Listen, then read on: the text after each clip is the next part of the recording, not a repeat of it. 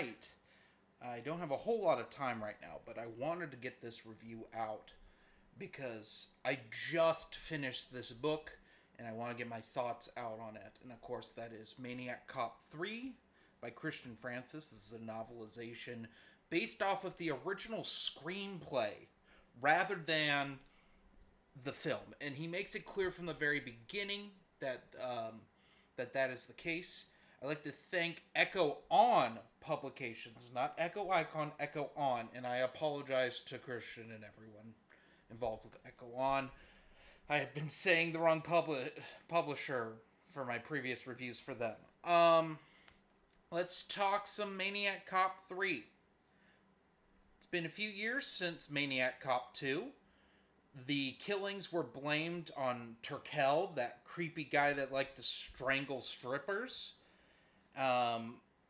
Even though that doesn't really make a whole lot of sense, the cops know it, but people don't really question it. There's a handful of weirdos thinking that Cordell's still out there, but for the most part, they keep to themselves. Also, in that time, Teresa Mallory is still alive.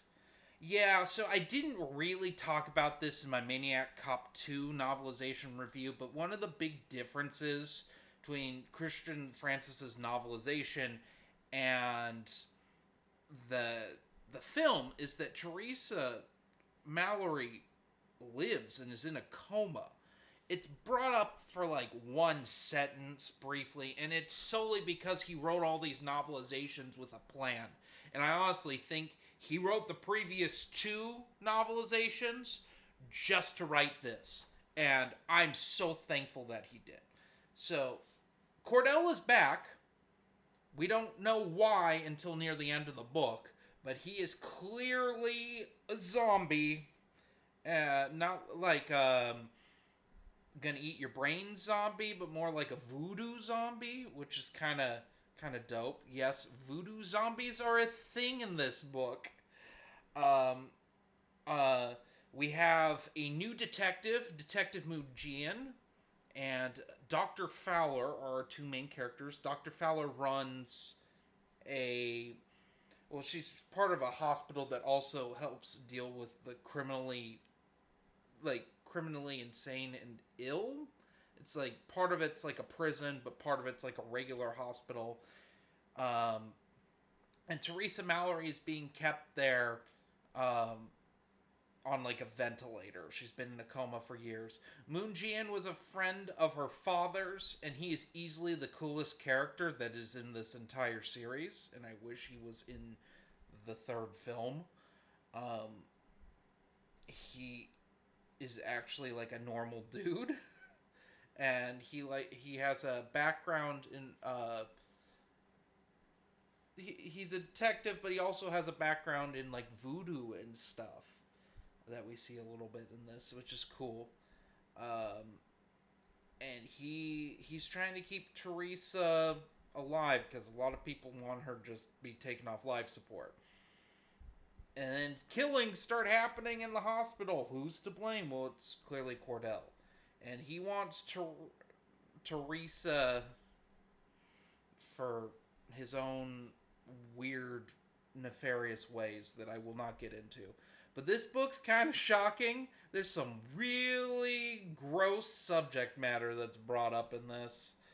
And it's unpleasant, and I'm like 100% for it. I'm just... It's nasty. It's nasty stuff, and I don't... some of it made me a little... gag a little bit. There's some very gross stuff. Christian Francis never shies away from the nasty in human behavior, and that's what I'm here for. And he really brings it out in this. There's not as many really graphic murders per se in this compared to like the previous two. Though we do get to see a homeless person get crushed between two cars and somewhat graphic detail near the beginning, but some of the the more iconic kills in the series, they're absent in this in favor of just really weird horror. And I have to stress this. This is a weird book.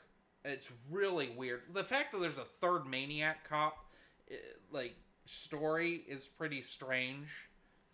Even Cleo thinks so. No, right, girl. But, like, you have to go, like, all out bizarre. And it reminds me, this script reminds me a lot of, like, something like Halloween, The Curse of Michael Myers, the producer's cut, which made me just want Christian Francis to write a novelization for Halloween 6 real bad. And Halloween 5 for that matter, although we do have what I've heard is a really good fan novelization for Halloween 5, which I might be checking out soon. We'll see. But yeah, overall, what did I think of this book? I liked it. It's my favorite of all of these. It's goofy at times, but at the same time, it's the most entertaining and creative of the three stories. And I would recommend this over the film. Of course, I'd recommend all these novelizations over their films. I was never annoyed reading this, whereas like Maniac Cop 2, I got a little irritated with some of the characters which were in the film that I found more irritating in the film because the film has such bad acting on top of just annoying characters. But yeah, this is a really good one, and the less I say about it, the better. And you should just read all of these. There's a reason that we have this hardcover 3-in-1 book that Christian Francis has brought out, because it's great. They're all really short. You could get through these in like a month. They're very worth your time to check out. But this one is my favorite. Give it a good solid 4.2 out of 5. Anyway, have a nice day.